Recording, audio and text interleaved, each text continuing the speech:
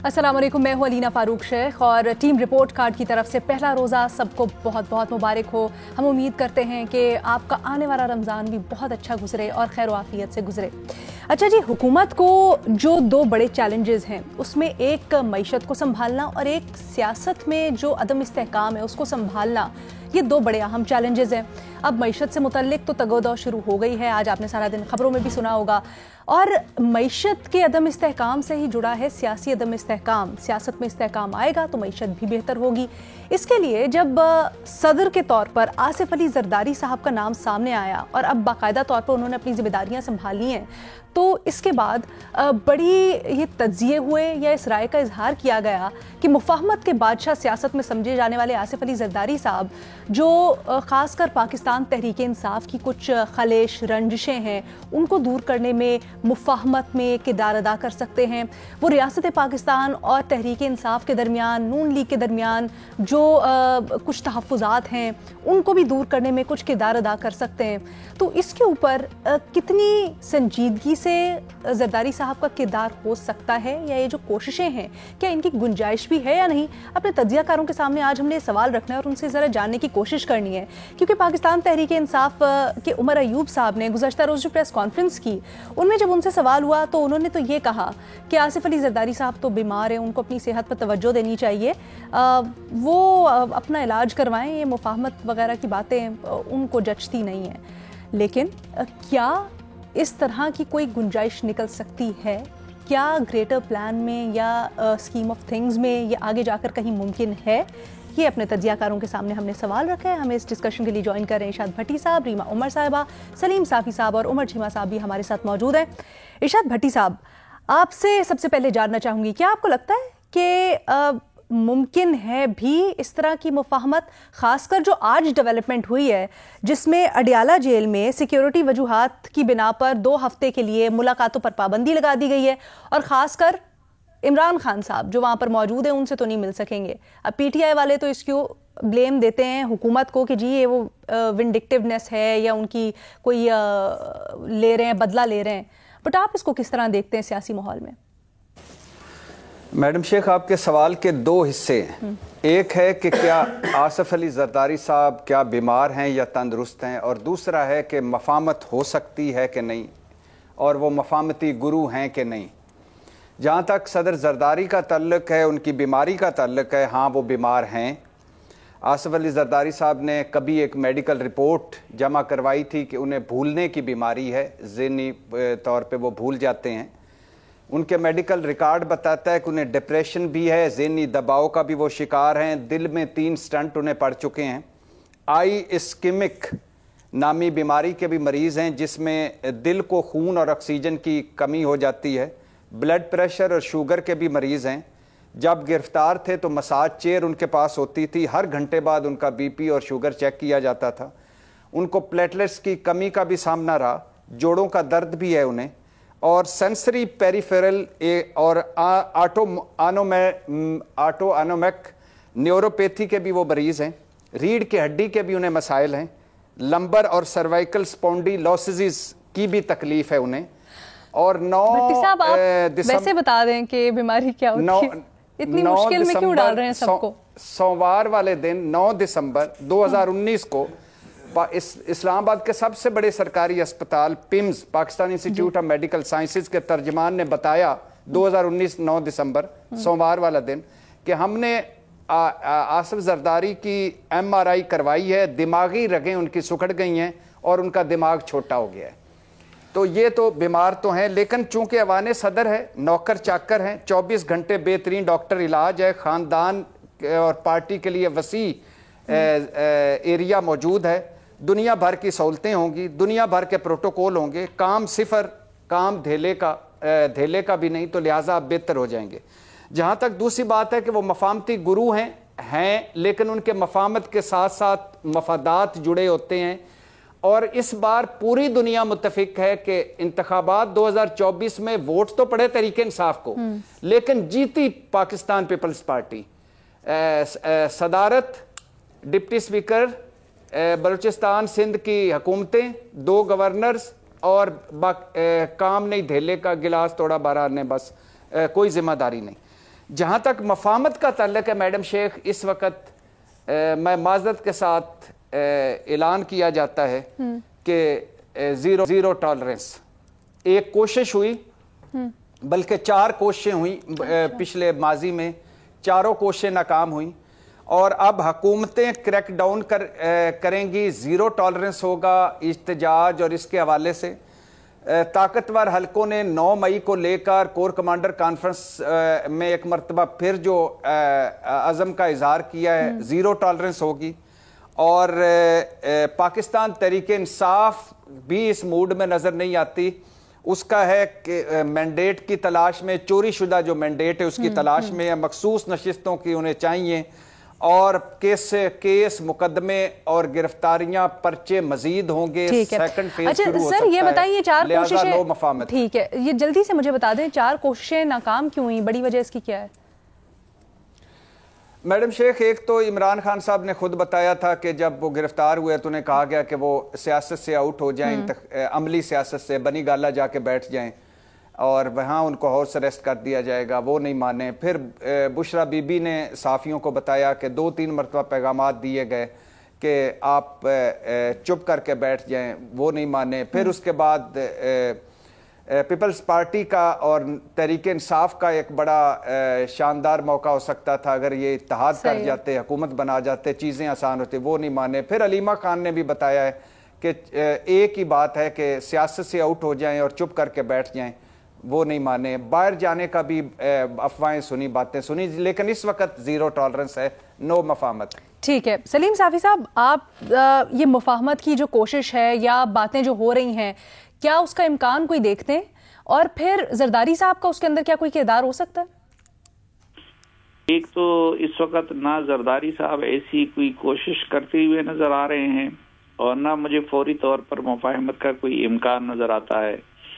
یہ جو اڈیالہ جیل سے متعلق اقدامات کا فیصلہ کیا گیا ہے، تو اس کی وجہ یہ ہے کہ کچھ 2-3 دن پہلے ایک رپورٹ اس طرح آئی تھی کہ خفیہ ایجنسیوں کو ایسی اطلاع ملی ہے کہ شاید اڈیالہ جیل میں کوئی ٹیررسٹ اٹیک ہو سکتا ہے. تو اس کی وجہ سے وہاں پہ بھی حفاظتی تدابیر وہ سخت کر دی گئی ہیں، اور ملاقاتوں کے حوالے سے بھی اب ذرا سختی کی جا رہی ہے. مفاہمت اس لیے مجھے فوری طور پر نظر نہیں آ رہی ہے کہ دونوں جو فریق ہے اس کا، عمران خان کا اصل جھگڑا وہ نہ تو اس وقت پیپلز پارٹی کے ساتھ ہے، نہ مسلم لیگ نون کے ساتھ ہے. اگرچہ سیاسی مفاہمت اگر اسٹیبلشمنٹ کے ساتھ بھی ہوتی ہو تو اس کا رستہ حکومت سے ہو کے جاتا ہے، لیکن اصل جو فریقین ہیں نہ تو اس طرف سے کوئی لچک نظر آ رہی ہے اور نہ اس طرف سے کوئی لچک نظر آ رہی ہے. باقی یہ سیاست ہے، اس میں مفاہمت کی کوششیں بھی ہوتی رہیں گی، اور شطرنج کا کھیل ہوتا ہے، ہر فریق اپنے اپنے کارڈز بھی استعمال کرتا ہے، لیکن مجھے امیڈیٹلی ایسا کچھ ہوتا ہوا نظر نہیں آ رہا. اچھا عمر، یہ جو اڈیالہ میں سیکیورٹی وجوہات کو بنیاد بنا کر اب ٹائٹ کر دی گئی اور عمران خان سے ملاقات کی اجازت نہیں دی جا رہی، کیا یہ اشارہ ہے آنے والے دنوں کا کہ مزید سختیاں ہوں گی؟ اور یہ کیوں خطرہ ہے؟ دہشت گرد کیوں اڈیالہ کو نشانہ بنانا چاہتے ہیں؟ اچھا، پہلی بات تو علینا یہ ہے کہ یہ جو خبر آئی تھی اور جس دن آئی تھی، مجھے اس دن سے ہی اس پر شک ہیں. آئی تھاٹ کہ یہ میڈ اپ سٹوری ہے، یہ ایک جو کہتے ہیں نا ٹیبل سٹوری ہے، وہ والی ہے. لیکن یہ میرا مفروضہ تھا، اور جس کو بعد میں نے چیک کیا کہ جن لوگوں سے اس بات کا پتہ چل سکتا تھا، جن کے حوالے سے ذکر آ رہا تھا جی کہ وہ اس عمل میں انوالو ہیں یا انہوں نے یہ دہشت گرد گرفتار کیے ہیں، تو اس بات کی تصدیق نہیں ہو سکی کہ کوئی اس طرح کا واقعہ ہوا ہے. تو میرے وہ جو شکوک و شبہات پہلے تھے وہ آج بھی برقرار ہیں، اور مجھے اس ٹائم بھی اس کا ایک پولیٹیکل موٹیو نظر آتا تھا کہ یہ عمران خان کا راستہ بند کرنے کے لیے ہے، کہ چونکہ عدالت نے کے حوالے سے کہ وہ عمران خان سے مل سکتے ہیں، تو وہ جو یہ ساری ایکسرسائز کی گئی، سٹوری چلائی گئی کہ وہ دہشت گرد پکڑے گئے ہیں، یہ ساری ایک کاغذی سٹوری تھی میری نظر میں، انلیس کہ کوئی واقعی کوئی ایک بڑی کوئی سالڈ ڈیولپمنٹ ہمارے نالج میں آ جائے. میں تو آج تک اس کو وہی سمجھتا ہوں کہ ایک تصوراتی قسم کی ایک جعلی سٹوری تھی. اور وہ کیا بھی اسی لیے گیا کہ ہم عدالت کو بھی کہہ سکتے ہیں کہ جی آپ دیکھیں سیکیورٹی تھریٹس ہیں, آپ نے پڑھی نہیں, وہ اگلے دن خبر آئی تھی, وہ آپ نے پڑھی تو ہے ہی نہیں کہ کتنا بڑا تھریٹ ہے, تو ہم کس طرح ان کے لوگوں کو اندر جانے دیں, تو تاکہ عمران خان کو اندر نہ جانے دو. بلکہ مجھے شک یہ ہے کہ یہ عمران خان کو ادھر سے شفٹ کریں گے, یہ کسی اور جگہ پر شفٹ کریں گے تاکہ آپ بھی یہ بات زیادہ دفعہ نہ کر سکیں کہ ان کے لوگوں کو کیوں نہیں ملنے دیا جا رہا. ان کو کہیں پھینکیں گے دور, کہیں سائیوال جیل میں, یا کہیں میرے رکھیں گے پنجاب میں کہیں پہ, تو کے پی میں بھیجیں گے نہیں, بلوچستان میں بھی نہیں بھیجیں گے, سندھ کے بھی چانسز کم ہیں. تو یہ ہوگا کہ جدھر نہ کوئی, اگر کوئی ان کا ٹرائل بھی چل رہا ہوگا تو نہ کوئی جرنلسٹ ادھر پہنچیں گے, اور نہ ہی ان کے جو بندے حرامہ کرتے ہوئے پہنچ جاتے ہیں وہ بھی اس طرح ان کے لیے بھی اتنا آسان نہیں ہوگا. تو یہ ایک پولیٹیکلی موٹیویٹڈ لگتا ہے. اب یہ ہے کہ جو اگر آپ گورنمنٹ کے حوالے سے سوچیں, بالکل اس ساری سچویشن میں خاص کر یہ بتائیں نا کہ زرداری صاحب کا کیا کردار, کیونکہ ہم نے دیکھا ہے کہ الیکشن سے پہلے کچھ پیپلز پارٹی زرداری صاحب کا پی ٹی آئی کے لیے سافٹ کارنر نظر آ رہا تھا, کہتے تھے سب کو ساتھ لے کے چلو. تو کیا اب جب وہ صدر بن گئے ہیں تو کچھ اس میں آگے پیش رفت ہو سکے گی؟ دیکھیں یہ پیش رفت جو ہے نا یک طرفہ نہیں ہو سکتی نا. آپ جو بات کر رہی ہیں کہ ان کا سافٹ کارنر نظر آ رہا تھا, میرے خیال میں وہ سافٹ کارنر نہیں تھا. بیسیکلی وہ نون لیگ کے ساتھ اپنی ڈیل کو بہتر بنانے کے لیے وہ یہ تاثر بھی دے رہے تھے کہ ہمارا کوئی, ہم پی ٹی آئی کے ساتھ بھی کوئی رابطے میں ہیں. لیکن پی ٹی آئی والے جو ہیں وہ جو ایک روایتی ایک بلنٹ ہیں, انہوں نے کہا جی کہ ہمارے ساتھ رابطہ نہیں ہوا, یا کسی نے کہا جی ہم نے جواب نہیں دیا, تو وہ معاملہ تو ادھر سے خراب ہوئے. اگر ویسے ایک عوامی سیاست کو دیکھا جائے تو اس میں عمران خان کا متبادل نہیں ہے کہ جتنا عوام کو وہ اپنے الفاظ میں کے پیچھے چلا سکتے ہیں یا اپنی کہانی بیچ سکتے ہیں, وہ تو ان کا ابھی تک کوئی ہمارے پاس توڑ نہیں ہے. لیکن اگر پاور پالیٹکس کو دیکھا جائے, اگر مذاکرات کی بات کی جائے, اگر ڈیلنگ کی بات کی جائے ایز اے ڈیل میکر, تو میرا نہیں خیال کہ آصف زرداری کا کوئی مقابلہ ہے. یہ جو پی ٹی آئی والے بات کرتے ہیں جی کہ ان کو یہ باتیں سوٹ نہیں کرتی, یہ باتیں اصل میں مفاہمت کی باتیں اصل میں پی ٹی آئی کو نہیں سوٹ کرتی, کیونکہ یہ ہر ایک سے حالت جنگ میں ہوتے ہیں, یہ آپس میں بھی جنگ میں ہوتے ہیں, یہ دوسروں کے ساتھ بھی لڑائی کی حالت میں ہوتے ہیں. تو مجھے ویسے یہ ضرور لگتا ہے کہ آصف زرداری کے بحیثیت صدر ہوتے ہوئے اب وہ اس پوزیشن میں آ گئے ہیں جو پچھلی دفعہ انہوں نے 18ویں ترمیم کی شکل میں بڑی ایک سٹرکچرل چینج لے کر آئے تھے, اور بہت سارے جو لوگ ہیں اسٹیبلشمنٹ میں بھی وہ اس چیز کو روتے ہیں کہ انہوں نے ہمارے ساتھ کیا کیا.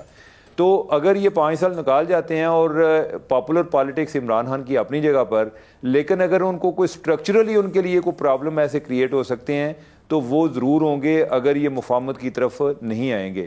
جہاں تک مفاہمت کا تعلق ہے, یہ ان کی ایک ملاقات کی بات ہے. اگر یہ پی ٹی آئی کا کوئی ایک وفد یا زرداری صاحب ان سے ملنے میں کامیاب ہو گئے تو پھر ان کے پاس جواب نہیں رہنا, کیونکہ وہ ڈیل میں سب کو وہ شامل کرتے ہیں, شیئر ہر ایک کا برابر اس کو ملتا ہے, تو لہٰذا وہ لوگوں کو انوالو کر لیتے ہیں. لیکن اس ساری چیز کا ڈیپینڈ جو ہے وہ پی ٹی آئی پر کرتا ہے کہ وہ اس میں کتنی آمادگی ظاہر کرتے ہیں. ریما, کیا آپ یہی سمجھتی ہیں کہ اس وقت زیادہ ذمہ داری کا مظاہرہ تحریک انصاف کو کرنا چاہیے اگر وہ چاہتی ہے اپنے لیے کچھ پولیٹیکل سپیس بنانا, کیونکہ جس طرح سے سارے کے سارے معاملات ہو رہے ہیں اس میں سختی نظر آ رہی ہے ہمارے سارے تجزیہ کاروں کو؟ جی شکریہ لینا. پی ٹی آئی کی وہ کس طرح کی پالیٹکس کرنا چاہتے ہیں, ان کے short term medium term objectives کیا ہیں, میرا خیال ہے ان کو بنیاد بنا کے وہ فیصلہ کریں گے.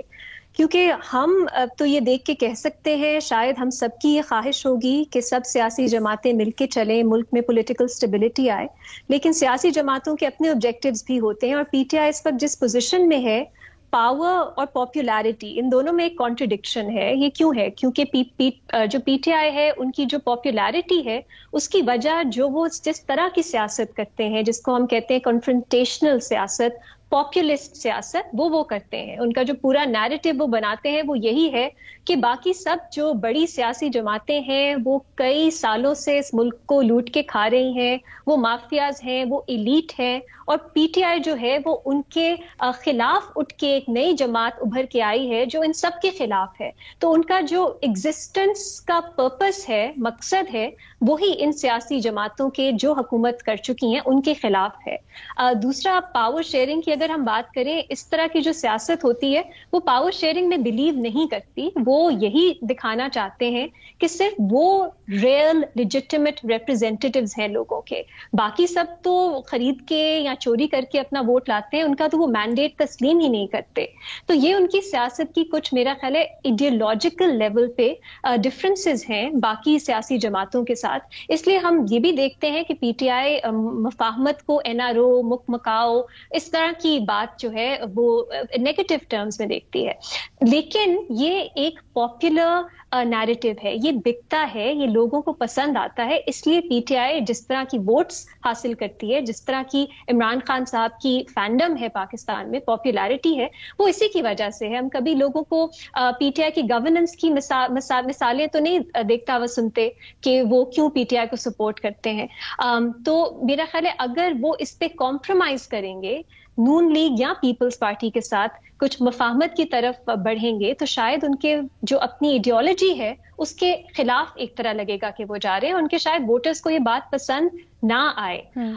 لیکن ایٹ دا سیم ٹائم اس وقت ملک میں جو سیاست ہے, اگر P T I immediately power میں آنا چاہتی ہے تو اس کے بغیر مجھے نہیں معلوم راستہ کیا ہے. کیا عمران خان صاحب اپنے ووٹرز کو کنونس کر سکیں گے اگر وہ پی ٹی آئی کے ساتھ مل جاتے ہیں؟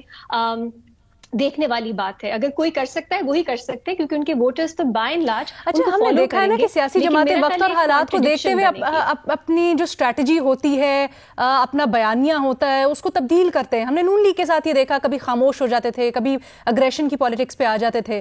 اب جب پاکستان تحریک انصاف ان ایشوز میں آ گئی ہے, تو کیا یہ کنفرنٹیشنل پالیٹکس ان کی اپنی جماعت کے لیے, ملک کے لیے اس وقت بہتر ہے یا متحمل ہو سکتا ہے اس وقت سسٹم اس کا؟ میں ویلیو ججمنٹ تو نہیں دوں گی. میرا خیال ہے زیادہ میرے لیے دلچسپ چیز ہے پی ٹی آئی کی سیاست کو سمجھنا. جیسے آپ نے کہا کہ مختلف سیاسی جماعتیں اپنے اسٹریٹجی بدل لیتی ہیں.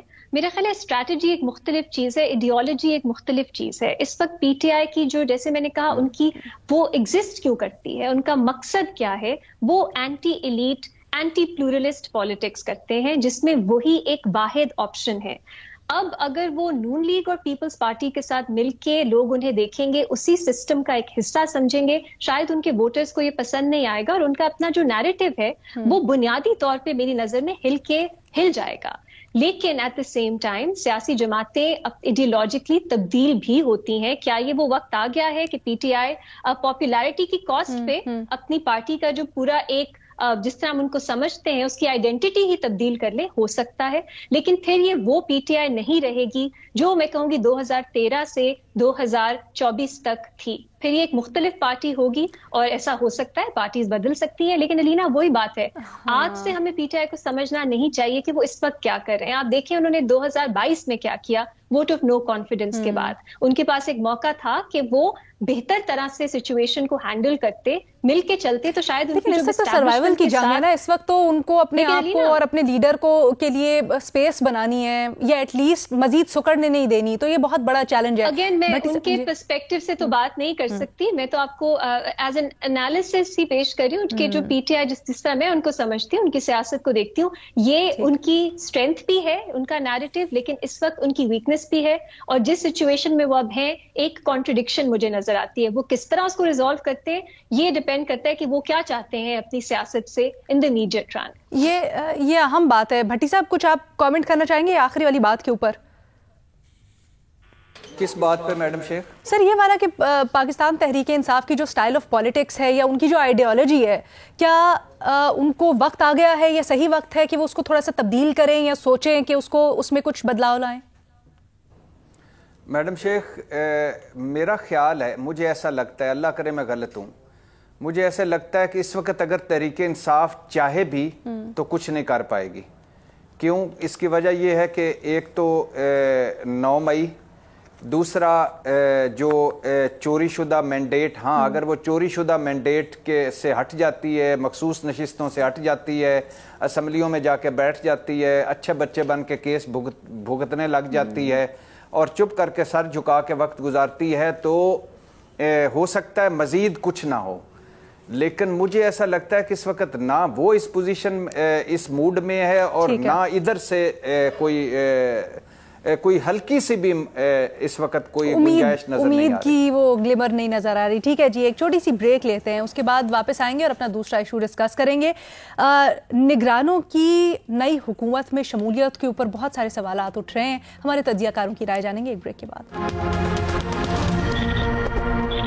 नई काबीना में साबिक वज़ीर आला पंजाब मोहसिन नकवी साहब शामिल हैं और हम इसी तरह के मज़ीद चेहरे भी देख रहे हैं जो निगरानों में थे, यानी सरफराज बुगटी साहब को ही ले लीजिए, अब वो वज़ीर आला बलूचिस्तान हैं।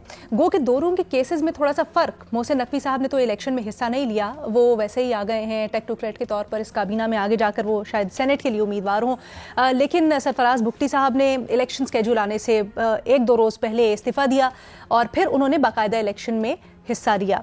अब सवाल यहाँ पर ये बन रहा है या बहुत ज़्यादा तनकीद हो रही है कि निगरान सेटअप के जो अफराद हैं या निगरानों के नई हुकूमत में आने से, इलेक्टेड हुकूमत का हिस्सा बनने से न सिर्फ इलेक्शंस के जो प्रोसेस है उसके ऊपर जानिबदारी का सवाल बनता है, उसकी शफाफियत के ऊपर सवालात बनते हैं, बल्कि इसके ऊपर बार होनी चाहिए ताकि हर तरह से मुमकिन बनाया जा सके कि किसी भी तरह से ब्यूरोक्रेसी इन्फ्लुएंस ना हो। तो अपने तज्जियाकारों के सामने यही सवाल रखा है कि क्या निगरान हुकूमतों में शामिल अफराद के मुंतखब हुकूमत में ओहदा लेने पर जो तनकीद की जा रही है वो दुरुस्त है? उमर? अलीना, ये बात तो दुरुस्त है और आप जो बात कर रही हैं कि उससे तासर ये जाता है कि जानबदारी का तासर जाता है, मेरा ख्याल है कि कोई तासर क्या, ये तो बात यकीन की हद तक थी, वो पता चल रहा था। और इवन जो लोग हैं, लोगों ने जो इनको वोट कम दिया है या जो बाद में इनको एक मिडनाइट एक्सरसाइज करनी पड़ी है, ये इसीलिए है कि लोग निगरान गवर्नमेंट को, जो पिछली गवर्नमेंट है पीडीएम की गवर्नमेंट, उसकी एक एक्सटेंशन तस्वर करते थे। वो समझते थे कि ये उन्हीं के जो लोग हैं और ये उन्हीं की खातिर या उन्हीं के मफादात के मुहाफ़िज़ भी हैं। और जो ओवरऑल एक्शन थे उनसे भी ये बात काफ़ी अयान नज़र आती थी कि ऐसे ही है। जहाँ तक सरफराज बुगटी की बात की, सरफराज बुगटी ने तो चलें ये अब ये है ना कि कोई चीज़ें हैं कि जो हमारे आइन के हवाले से हैं कि अगर आप इलेक्शन शेड्यूल अनाउंस होने से पहले आप अलहदा हो जाते हैं तो आपको एक तस्वर किया जाता है जी कि आप इलेक्शन लड़ सकते हैं। इस दफ़ा हमारा ज़रा मामला पहले की निस्बत मुख्तलिफ भी था कि दरमियान में वो जो डिलिमिटेशन का मामला आ गया तो निगरान का जो सेटअप है वो भी ज़्यादा हो गया है। इसका सरफराज बुगटी को भी फ़ायदा हुआ कि वो कुछ देर जो है वो वज़ीर दाखिला भी रहे और बाद में इलेक्शन भी लड़ दिया। इसके ऊपर क्या आपको लगता है तरमीम होनी चाहिए, क्या ये इजाज़त होनी चाहिए कि अगर आप स्केड्यूल से पहले इस्तीफ़ा दे दें तो फिर आप इलेक्शन में हिस्सा लें? क्योंकि तब तक आप फिर भी, जिस तरह हमने इस दफ़ा देखा कि ब्यूरोक्रेसी को भी इन्फ्लुएंस कर सकते हैं, चीज़ें भी इन्फ्लुएंस कर सकते हैं। अलीना, ये बात बिल्कुल ठीक है और ब्यूरोक्रेसी वो ऑब्वियसली इन्हीं लोगों की तरफ देखती है जिनके बारे में ख़ास तौर पे उनको पता हो कि ये जाने वाले नहीं हैं, ये इधर ही रहना है। आप ये देखें ना, जिस तरह कोई बंदा रिटायर होता है, कोई जनरल है फॉर एग्जांपल, या कोई और कोई फेडरल सेक्रेटरी है या कोई भी सरकारी मुलाजिम है, वो रिटायर होता है तो उस पर ये एक पाबंदी है कि वो 2 साल तक इलेक्शन कंटेस्ट नहीं कर सकता या वो सियासत में हिस्सा नहीं ले सकता। क्या इन लोगों पर नहीं होना चाहिए? इन पर डेफिनेटली होना चाहिए कि एक अहम जिम्मेदारी, और आप लोगों को ये भी आपका इसरार हो कि लोग आपको न्यूट्रल तस्वर करें, तो न्यूट्रलिटी आपकी गैर जानबदारियत जो है वो नज़र आनी चाहिए। और ये जो हुआ है इसका तो मतलब ये है, और जो नेक्स्ट टाइम जो निगरान आएंगे उनके लिए भी लेसन ये है कि आप आए हैं, ये ऐसे ही है कि जैसे निगरान दौर जो है आपका एक ऐसा प्रोबेशन एक जॉब है जिस पे आप कुछ देर जो है परमानेंट नहीं है, और जब गवर्नमेंट आती है तो आपको वो कंफर्म कर लेती है कि अगर आपने परफॉर्मेंस अच्छी शो की, आपने जिस पार्टी को सपोर्ट किया, जिन पर आपका एक नर्म रवैया था, अगर वो गवर्नमेंट बनाने में कामयाब हो जाते हैं तो वो आपको ओब्लाइज करेंगे। इसका तो यही मतलब निकलता है और ये मजाक है। मेरा ख्याल है कि अगर ये वाला मजाक चलना है तो उसके लिए फिर ये होना चाहिए क्या ये मजाक कि आप निगरान गवर्नमेंट ही ना बनाएं, निगरान गवर्नमेंट ना बनाएं, आप इलेक्शन वैसे ही करा दिया करें। अगर आप, और वैसे निगरान की बाय द वे कोई जरूरी नहीं है, यानी कि इंडिया में इलेक्शन होते हैं उधर गवर्नमेंट कायम रहती है लेकिन उधर का इलेक्शन, यही पॉइंट मैं आगे बढ़ाना चाहती हूँ, ओवर द टाइम इतना इंडिपेंडेंट हो चुका है कि उधर निगरानों की जरूरत ही नहीं पड़ती। रीमा, क्या केयर टेकर सेटअप की जरूरत ही नहीं है? क्या खत्म ही हो जाना चाहिए? मलीना, सिर्फ इंडिया नहीं, मैं किसी और दुनिया में किसी बड़े मुल्क को नहीं जानती जहाँ पे इस तरह केयर टेकर सेटअप है, जो नॉमिनेट किया जाता है, जो इलेक्शन करवाता है, फिर इलेक्टेड हुकूमत आती है। ये हमारे मुल्क में एक एक्सपेरिमेंट है, बांग्लादेश में था लेकिन तब्दील हो गया अब। تو یہ ایک ایکسپیریمنٹ ہے، اور میرا خیال ہے صرف اس دفعہ کو سامنے رکھ کے نہیں، اگر اس کو تبدیل کرنا ہے تو سوچ سمجھ کے پھر سے تبدیل کرنے کی ضرورت ہے اس کو. یہ چارٹر آف ڈیموکریسی کا حصہ تھا کہ ایک neutral caretaker set up ہے، وہ نامینیٹ کیا جائے گا جو پھر الیکشنز کروائے گا.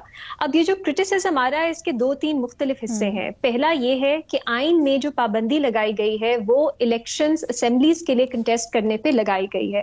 اب کچھ لوگ میرا خیال ہے غلط اس کو انٹرپریٹ کر رہے ہیں کہ سینٹ میں بھی آپ نہیں، سینٹ کے الیکشنز بھی نہیں لڑ سکتے اگر آپ کیئر ٹیکر کیبنٹ کا حصہ ہو.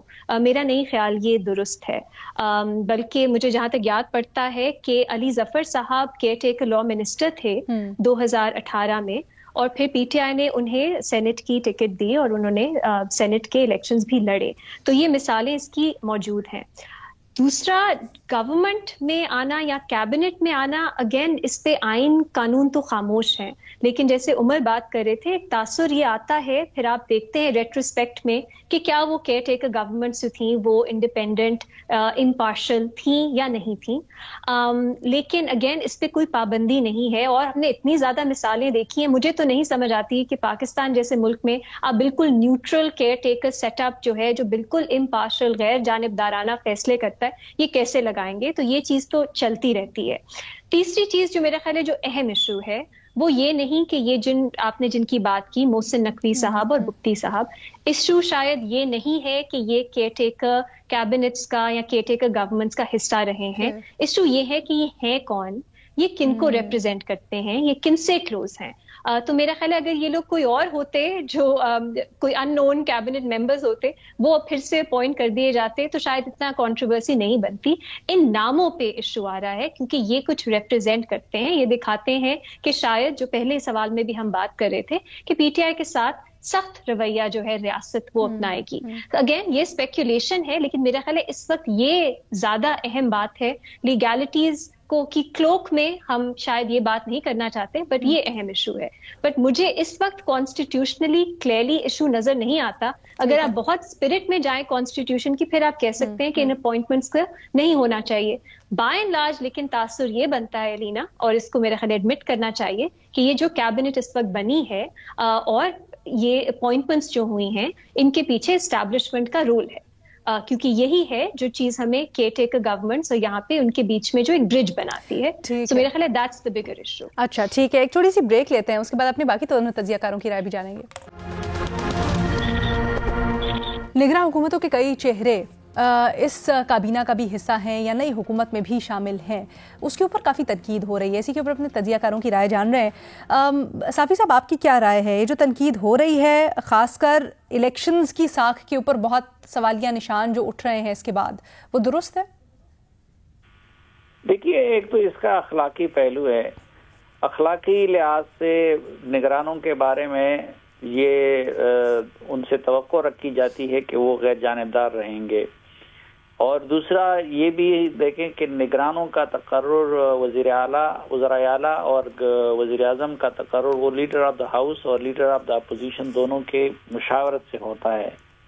لیکن آئینی طور پر اور قانونی طور پر تو میرے خیال میں وہاں پہ کوئی قدغن اس پہ نہیں ہے. اب جہاں تک سرفراز بگٹی کا تعلق تھا تو سرفراز بگٹی نے الیکشن شیڈول سے پہلے استعفیٰ دے دیا. انہوں نے پھر ایم پی اے کا الیکشن لڑا اور اب زرداری صاحب نے ان کو نامزد کیا پیپلز پارٹی کے، کیونکہ یہ صوبہ جو مسلم لیگ نون اور پیپلز پارٹی کے مابین تقسیم ہوئی تھی تو اس میں بلوچستان پیپلز پارٹی کو دیا گیا تھا، اور زرداری صاحب نے ان کو وزارت اعلیٰ کے لیے نامینیٹ کیا اور وہ وزیر اعلیٰ بن گئے. جو محسن نقوی صاحب ہیں وہ بھی ان کی تقرری غالباً الیکشن کمیشن نے کی تھی، اور جو دو نام اس وقت اپوزیشن کی طرف سے آئے تھے ان میں ان کا نام بھی تھا. تو قانونی لحاظ سے اس پہ کوئی قدغن نہیں ہے. آئیڈیلی اگر ہم دیکھیں تو پھر نگرانوں کو ایسا ہونا چاہیے کہ وہ کسی کی جانبدار نہ لگے. اچھا سر، ریما نے بریک سے پہلے ایک بڑا دلچسپ پوائنٹ اٹھایا اور یہ کہا کہ یہ جن نگرانوں کی خاص طور پر ہم بات کر رہے ہیں، ان کو جن کی تھپکی آشیرواد حاصل ہے، یہ دیکھنا بڑا ضروری ہے کہ ان ناموں کو کیوں کنٹینیو کروایا جا رہا ہے، اور پھر وہ ہماری جو سیاسی قیادت ہے اس کے اوپر کیسا ریفلیکٹ کرتی ہے جب وہ اکوموڈیٹ کرتے ہیں ایسے لوگوں کو. تو وہ تبکی اور عشیر آباد تو زرداری صاحب کو بھی حاصل ہے ان دنوں، وہ ان دنوں مسلم لیگ نون کو بھی حاصل ہے، اور انہی کی تبکی کے ذریعے وہ اقتدار میں بیٹھے ہوئے ہیں۔ وہ تبکی اور وہ عشیرآباد جو ہے وہ کچھ عرصہ پہلے عمران خان صاحب کو حاصل تھی، تو وہ بڑے لیول پہ بھی حاصل ہوتی ہے اور پھر نچلی لیول پہ بھی حاصل ہوتی ہے۔ لیکن اس وقت اصل میں اگر اس تبکی کی ہم بات کریں تو اس وقت وہ تبکی سب سے زیادہ زرداری صاحب اور شہباز شریف صاحب کو حاصل ہے۔ اچھا بھٹی صاحب، آپ کہیے گا، آپ کس طرح سے دیکھتے ہیں ان کی شمولیت، جو نگرانوں کی کنٹینیویشن ہو جو الیکٹڈ حکومت ہے اس کے اندر؟ میڈم شیخ، ایک بات کلیئر کر لیں کہ پی ڈی ایم 1 نگران حکومتیں اور پی ڈی ایم 2 ان کا خمیر اور ان کی مٹی اور ان کی ابتدا اور ان کی انتہا سب کچھ ایک ہے۔ میڈم شیخ، یہ جو نگران حکومتیں گزر گئی ہیں یہ غیر آئینی نگران حکومتیں تھیں، متنازع ترین تھیں پاکستان کی ہسٹری کی جب سے نگران حکومتیں بنی ہوئی ہیں۔ یہ نگران حکومتیں جانبدار ترین نگران حکومتیں تھیں۔ ان کی ابتدا اس لیے غلط ہو گئی کہ عمران خان صاحب اپنے ممبران لے کر اسمبلی سے نکل گئے اور پھر کھل کر کھیلنے کا موقع مل گیا۔ آپ سوچئے راجہ ریاض صاحب جن کے بیٹے نے غالباً الیکشن لڑا ہے نون سے، وہ اپوزیشن لیڈر تھے، یہ بھی اس جمہوریت پر وقت آیا ہے، اور منحرفین تھے، وہ ووٹ لے کر تحریک انصاف کے آئے تھے۔ تو اس کے بعد انہوں نے، اور شہباز شریف صاحب نے، بلکہ نام ہی انہوں نے دیا تھا انوار الحق کاکڑ صاحب، تو وہ انوار الحق کاکڑ کا نام ان دونوں نے دیا تھا۔ یہاں سے ابتدائی غلط ہوئی اور ابتدائی جانبدار ہوئی، ابتدائی متنازع ہوئی۔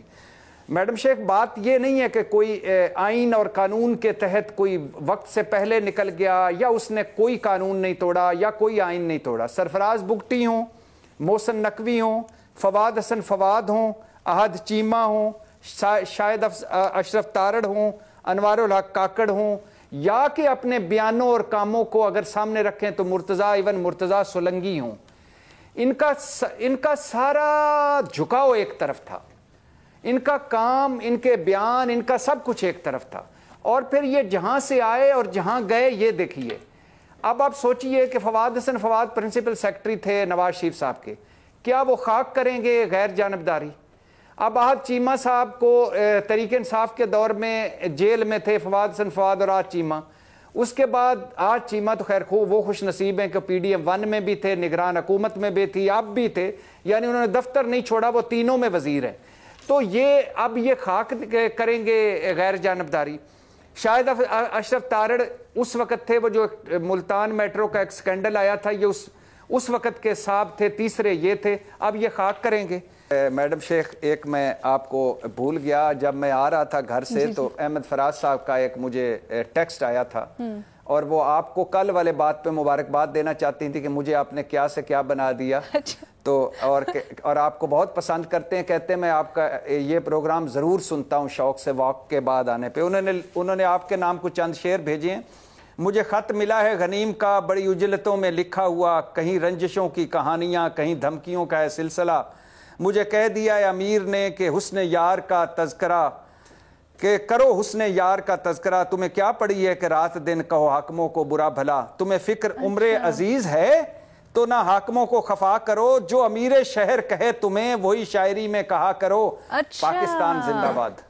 اچھا، یہ آپ میرے لیے پیغام دے رہے تھے یا آپ اپنے تجزیے کی ریشنل پیش کر رہے تھے؟ احمد فراز صاحب نے میڈم شیخ کو بھیجا ہے۔ میں تو کون سے جو شاعر تھے ایک بڑے عظیم، آپ کو چونکہ آپ پولیٹیکل رپورٹر ہیں اس لیے آپ کو صحیح پتہ، وہ تو اس دنیا میں نہیں ہے سر، تو وہ تبھی تو کہہ رہے ہیں نا کہ وہ مجھے یاد کر رہے تھے، آپ سمجھے نہیں۔ ایک کامن سینس ہوتی ہے میڈم شیخ کو، شاید انہوں نے بھیجا ہے، یہ کہہ رہے ہیں، میں تو اس لیے حیران ہوں۔ یہ بھٹی صاحب نیا فارمیٹ لائے، روز میرے لیے ایک پیغام لے کے آتے ہیں۔ اچھا جی، آج کے پروگرام سے اتنا ہی، اجازت دیجیے، اللہ حافظ۔